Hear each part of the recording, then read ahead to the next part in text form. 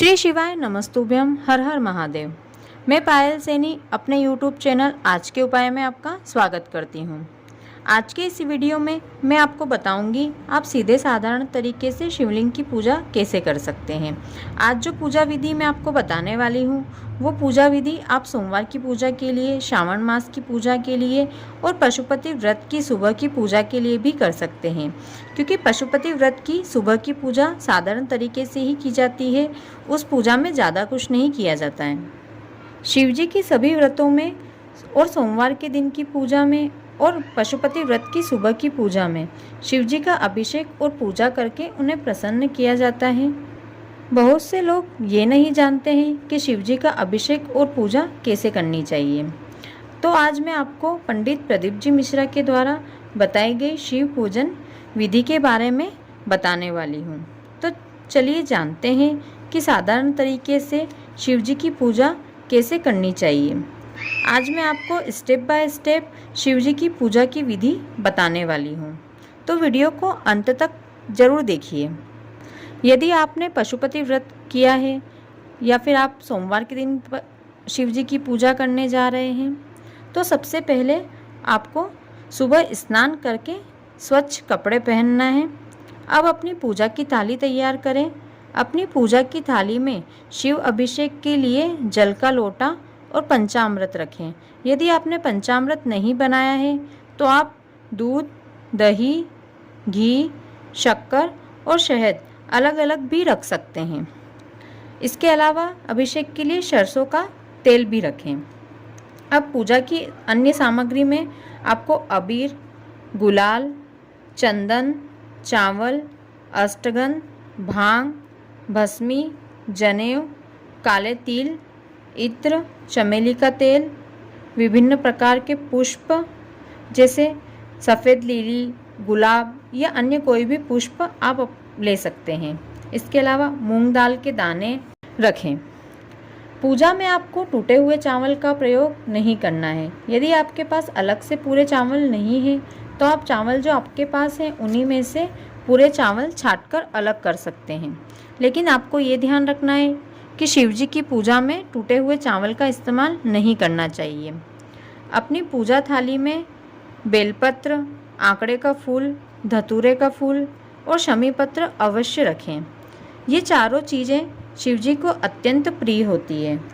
जब उन्हें ये चारों चीज़ें समर्पित की जाती है तो शिव जी अत्यंत प्रसन्न होते हैं। आपको ध्यान रखना है बेलपत्र कटी फटी ना हो।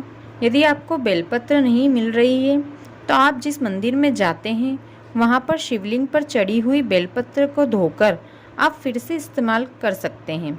इसके बाद अपनी पूजा थाली में एक आटे से बना दिया या मिट्टी का दिया, धूप और अगरबत्ती रखें। यदि आपके पास कोई फल उपलब्ध हो तो आप एक फल भी रख सकते हैं। इनके अलावा भी यदि आप पूजा में किसी और सामग्री का प्रयोग करते हैं तो आप वो सामग्री भी रख सकते हैं। और यदि बताई गई सामग्री में से आपके पास कोई सामग्री नहीं है तो आप उसे छोड़ सकते हैं। यदि आप पशुपति व्रत की पूजा के लिए थाली तैयार कर रही हैं तो आपको एक चीज़ आप ध्यान रखना है कि पशुपति व्रत की सुबह की पूजा थाली से ही पशुपति व्रत के शाम की पूजा की जाती है। तो आप सुबह की थाली में इतनी सामग्री रखें कि आपकी शाम की पूजा भी उस सामग्री से हो जाए। अब पूजा थाली तैयार होने के बाद सबसे पहले अपने सर पर पल्लू ले लें या कोई चुन्नी डाल लें। अब अपनी पूजा की थाली लेकर मंदिर जाएं।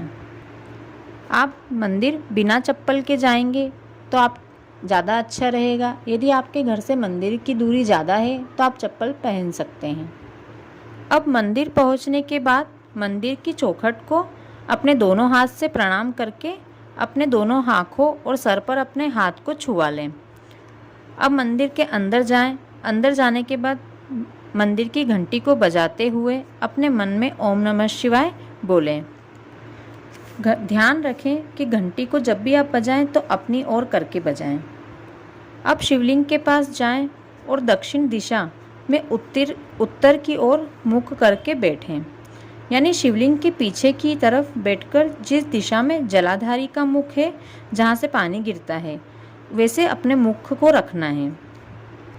यदि आप ऐसे बैठकर पूजा करते हैं और जो भी सामग्री आप शिव जी को समर्पित करते हैं तो वो सामग्री शिव जी के साथ साथ माता पार्वती, भगवान गणेश, कार्तिकेय और 33 कोटि देवी देवताओं को भी समर्पित होती है। आपको पूजा हमेशा आसन पर बैठकर ही करना चाहिए, बिना आसन के पूजा नहीं करना चाहिए। वैसे तो मंदिर में हमेशा आसन रखे होते हैं। यदि आप जिस मंदिर में जा रहे हैं वहाँ आसन नहीं है तो आप अपने साथ अपने घर से आसन लेकर जाइए। मंदिर में 2 तरह के शिवलिंग होते हैं, एक शक्ति शिवलिंग और दूसरा विष्णु शिवलिंग। यदि आप जिस मंदिर में जा रहे हैं वहाँ शक्ति शिवलिंग है तो आपको बैठकर पूजा करनी है, और आप जहाँ जा रहे हैं वहाँ अगर विष्णु शिवलिंग है तो आपको पूजा खड़े होकर करना चाहिए। जो शिवलिंग सीधे ज़मीन पर रखा होता है उसे शक्ति शिवलिंग कहते हैं, और जो शिवलिंग एक डमरू जैसी आकृति के स्टैंड पर रखा होता है तो उसे विष्णु शिवलिंग कहते हैं। शक्ति शिवलिंग की पूजा हमेशा बैठकर ही की जाती है और विष्णु शिवलिंग की पूजा हमेशा खड़े होकर ही की जाती है। अब आसन पर बैठकर शिव जी को हाथ जोड़कर प्रणाम करें। अब सबसे पहले शिवलिंग पर जल अर्पित करें। ध्यान रखें, शिवलिंग पर जल चढ़ाने का भी एक नियम है। शिवलिंग पर सबसे पहले जल गणेश जी के स्थान पर, उसके बाद कार्तिकेय जी के स्थान पर, उसके बाद उनकी पुत्री अशोक सुंदरी के स्थान पर, फिर माता पार्वती जी के हस्तकमल पर, उसके बाद शिवलिंग पर चढ़ाया जाता है। शिवलिंग पर जल चढ़ाने के बाद शिवलिंग पर टंगी जलहरी में जल चढ़ाएं। जब भी आप जल चढ़ा रहे हों तब एक दूसरे बर्तन में जहाँ से जल गिरता है वहाँ से थोड़ा सा जल झेल लें और अपने साथ घर लेकर जाएं, और थोड़ा सा जल झेलकर अपने ऊपर आचमन कर लें, अपने सिर व आँखों पर लगा लें। जल चढ़ाने के बाद शिवलिंग पर पंचामृत समर्पित करें। पंचामृत समर्पित करने के बाद फिर से जल समर्पित करें। यदि आप पंचामृत अलग अलग लाए हैं तो पहले दूध चढ़ाएं, दूध चढ़ाने के बाद फिर से जल चढ़ाएं, उसके बाद दही चढ़ाएं, दही चढ़ाने के बाद फिर से जल चढ़ाएं, उसके बाद घी चढ़ाएं, घी चढ़ाने के बाद फिर से जल चढ़ाएं, फिर शहद चढ़ाएं, शहद चढ़ाने के बाद फिर से जल चढ़ाएं। अब शक्कर चढ़ाएं, उसके बाद फिर से जल चढ़ाएं। आपको सबसे पहले दूध, फिर दही, फिर घी, फिर शहद और फिर शक्कर चढ़ाना है। मीठी चीज़ हमेशा बाद में चढ़ाई जाती है। अब सरसों के तेल का अभिषेक करें, उसके बाद फिर से जल चढ़ाएं। अभिषेक पूरा होने के बाद अब चंदन घोलकर शिवलिंग पर त्रिपुंड बनाएं। त्रिपुंड हमेशा अपनी तीनों उंगलियों का इस्तेमाल करके बनाना चाहिए। अब शिवलिंग पर अबीर, गुलाल, चावल के दाने, अष्टगंध, भांग, भस्मी, काले तिल, मूंग के दाने, इत्र, जो भी पुष्प आप लाए हैं, आंकड़े का फूल, शमी पत्र, धतूरा और बेलपत्र, इसके अलावा जो भी सामग्री आप लाए हैं एक एक करके सभी शिवलिंग पर समर्पित कर दें। बेलपत्र चढ़ाते हुए हमेशा ध्यान रखें कि बेलपत्र का चिकना वाला भाग शिवलिंग की तरफ रखना है। बेलपत्र को हमेशा तीनों पत्तियों के बीच में जो डंडी होती है उस जगह से अपने अंगूठे और अपनी बीच की उंगली से पकड़कर शिवलिंग पर चढ़ाना चाहिए। बेलपत्र की डंडी का मुख हमेशा जलाधारी की तरफ रखकर चढ़ाना चाहिए। बेलपत्र हमेशा ऐसे ही चढ़ाई जाती है। अब शिवलिंग पर जनेऊ धारण करवाएं। अब अपना दिया जलाएं। उसके बाद आप जो भी धूप या अगरबत्ती जो भी लेकर आए हैं उसे जलाएं और लगा दें। अब दिए से शिव जी की आरती करें। आरती के बाद दिए को शिवलिंग के पास नीचे रख दें। अब 3 बार ताली बजाकर अपने हाथ ऊंचे कर कर बम बम भोले अवश्य बोलना है। शिवलिंग पर माता पार्वती के हस्तकमल पर अपने दोनों हाथों से थोड़ा दबा दें। इसके बाद मंदिर में यदि माता पार्वती, गणेश और कार्तिक जी भी हैं तो उनका पूजन भी आपको करना है। उसके बाद वहाँ से आते हुए नंदी का जो पैर ऊंचा हो उस पर जल चढ़ाएं। उसके बाद नंदी को भी बेलपत्र चढ़ाएं।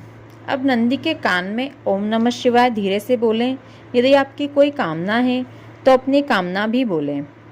इसके बाद नंदी के दोनों सींग पर अपनी मध्यम उंगली और अंगूठा रखकर हाथ ऊंचा करें और उसमें से शिवलिंग के दर्शन करें। अब इसके बाद मंदिर से बाहर निकलकर मंदिर की चौखट को प्रणाम करके अपने हाथ को अपनी आँखों और मस्तक पर छुआ लें। अब गेट के दोनों कोनों पर जल चढ़ाएं। यहाँ मंदिर के द्वारपाल विराजित होते हैं। अब अपने घर आ जाएं। घर आने के बाद जो आप जल शिवलिंग से झेल कर लेकर आए हैं, अपने घर के सभी सदस्यों को उसका आचमन करवा दें और बाकी जल को अपने घर में छिड़काव कर लें। आपको हमेशा शिवलिंग की पूजा इसी तरीके से करनी चाहिए। यदि आप शिवलिंग की पूजा पूरे मन और श्रद्धा से करते हैं तो आप इसके रिज़ल्ट खुद ही कुछ दिनों में ही देखने लगेंगे। वीडियो को अंत तक देखने के लिए धन्यवाद। यदि आपको वीडियो पसंद आया हो और उपयोगी लगा हो तो वीडियो को लाइक और शेयर अवश्य करें। साथ ही कमेंट में हर हर महादेव लिखें। यदि आप चैनल पर नए हैं तो चैनल को सब्सक्राइब कर लें। श्री शिवाय नमस्तुभ्यम।